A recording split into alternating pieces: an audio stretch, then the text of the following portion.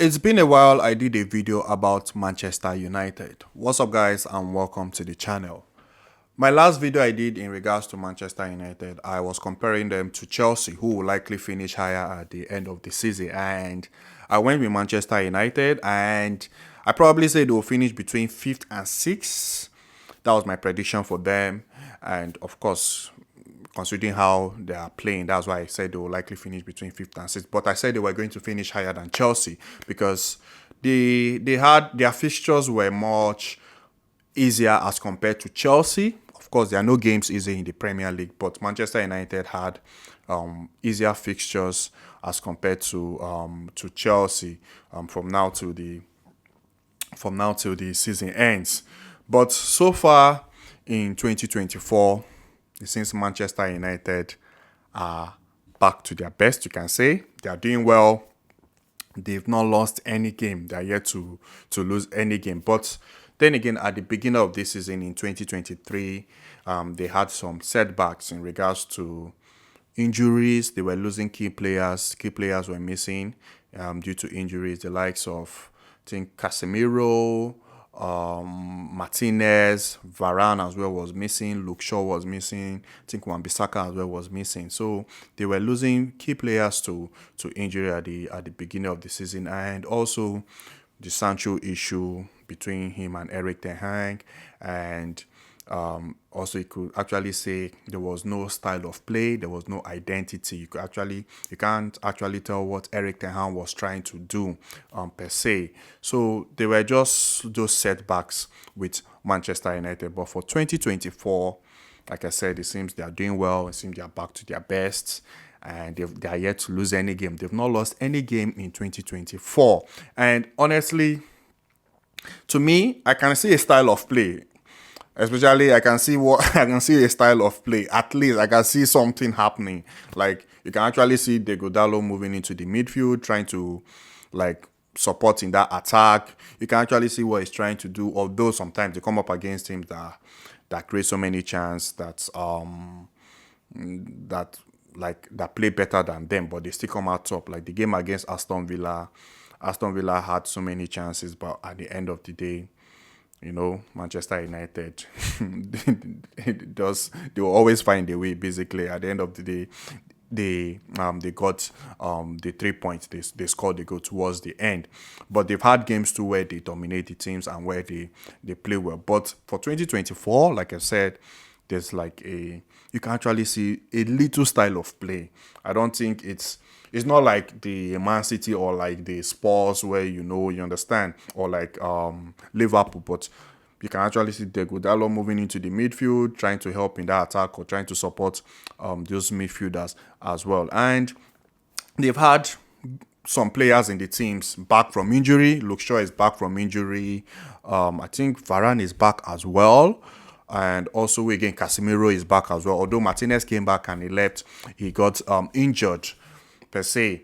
But so there are some positive for them. There are little positive and little progress for Manchester United. But finishing top four, is it really possible for them this season? Considering Spurs are doing well.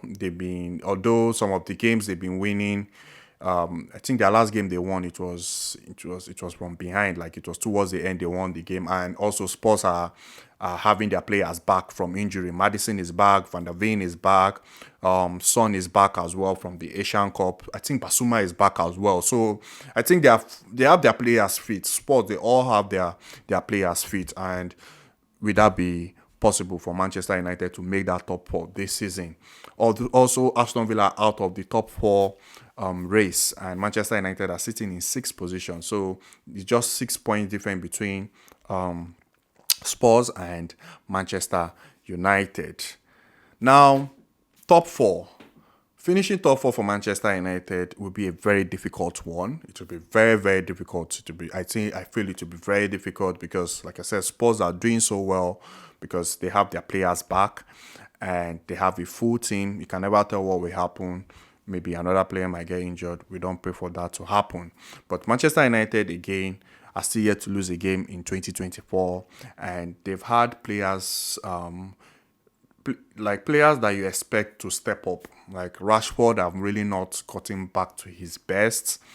Rashford did so well last season, and this season there were so many expectations on Rashford, but it seems it's the young guys in the team that are sort of carrying the team. Kobe Meno has been that you can tell the potential in Kobe Mano. You can tell he will be a very good midfielder in the future if he keeps playing around experienced midfielders like Bruno and Casemiro because he needs that experience. My only issue with Kobe Mano playing lots of games is I just feel as a young player, you need game, but you don't need a lot of games so that you don't be on pressure. Because if you see how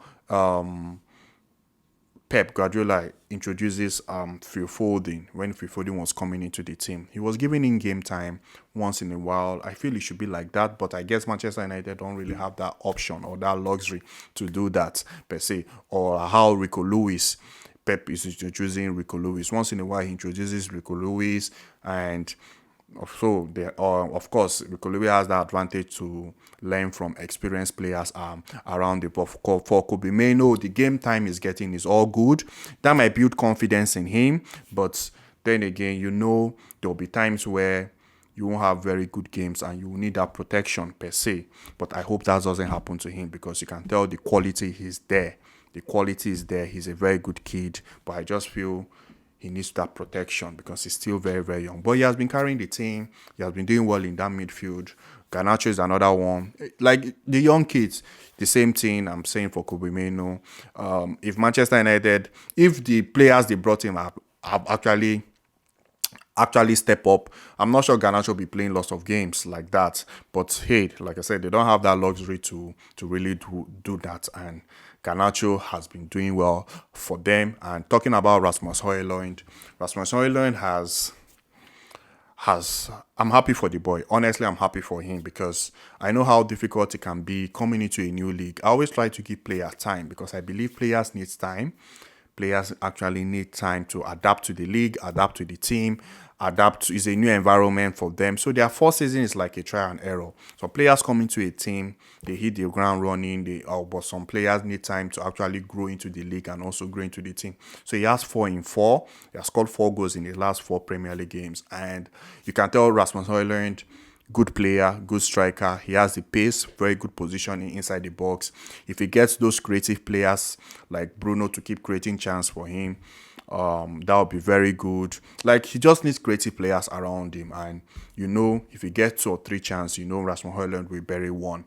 And for them to finish top 4, if these boys can keep firing, can keep carrying them, I think it will be very possible. And also, if they get back their key players, I don't know how long Martinez's injury is, but if Martinez come back, who is key for them is I think he's the most important defender in their team. Martinez, per se, is the most important defender in their team. But now, the likes of Rashford, and really not stepping up. If the likes of Rasmus Højlund, Garnacho, and Kobe Mano are still playing well, and Casemiro is back, but if they can keep getting those results, I feel it to be very, very possible because, like I said, their fixtures from now to the end of the season is not. The Premier League is not easy, but when you compare them to Chelsea, who I think Chelsea are the team that are trying to catch up with them. When you compare them to Chelsea, it shouldn't be difficult for them to win most of those games. I think they still have to come to the Etihad. I know they still have to come to the Etihad, but Manchester United finishing top 4, it's possible if those players keep up with the momentum. The likes of Rasmus, Kobe Mano, Garnacho, Casemiro, they are key players. If they step up, also maybe Rashford start firing, Rashford start scoring goals, that would be very good. That would be very good as well.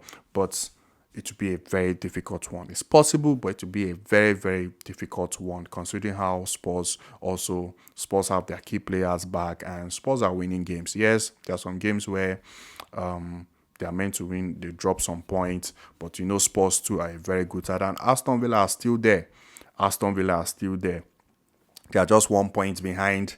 They are just 1 point behind Spurs, but Manchester United are 6 points from top 4, which it's it's not a huge gap for you not to make top four. If they can win their games, although there'll be little setbacks because there are lots of games, there are still lots of games, and no game in the league is easy. There'll be little setbacks, but if they can just keep the gap close, keep the gap close like this, not making sure it's very wide. 6 points to make top four, I don't think it's bad. It's very achievable for them. It's still very possible if they can keep that gap close like that. The likes of Rasmus, Casemiro, Hoyland, Garnacho are are keeping up with the same momentum as well. And that's it for me, guys. Let me know in the comment section, guys, what you think, if it's possible for them to make top four. And I'll see you guys in my next video. Thank you very much.